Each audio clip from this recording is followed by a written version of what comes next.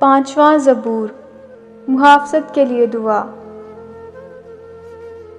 اے خداوند، میری باتوں پر کان لگا، میری آہوں پر توجہ کر۔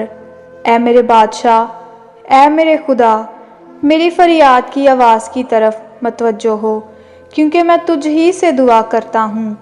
اے خداوند، تو صبح کو میری آواز سنے گا، میں سویرے ہی تجھ سے دعا کر کے انتظار کروں گا، کیونکہ تو ایسا خدا نہیں جو شرارت سے خوش ہو، بدی تیرے ساتھ نہیں رہ سکتی، گھمنڈی تیرے حضور کھڑے نہ ہوں گے۔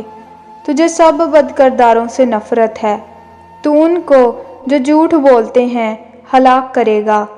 خداوند کو خون خوار اور دغا باز آدمی سے کراہیت ہے، لیکن میں تیری شفقت کی کثرت سے تیرے گھر میں آؤں گا۔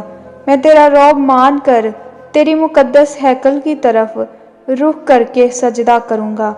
اے خداوند، میرے دشمنوں کے سبب سے مجھے اپنی صداقت میں چلا، میرے آگے آگے اپنی راہ کو صاف کر دے، کیونکہ ان کے منہ میں ذرا سچائی نہیں، ان کا باطن محض شرارت ہے، ان کا گلا کھلی قبر ہے، وہ اپنی زبان سے خوشامد کرتے ہیں۔ اے خدا، تو ان کو مجرم ٹھہرا، وہ اپنے ہی مشوروں سے تباہ ہوں، ان کو ان کے گناہوں کی کثرت کے سبب سے خارج کر دے، کیونکہ انہوں نے تجھ سے سرکشی کی ہے۔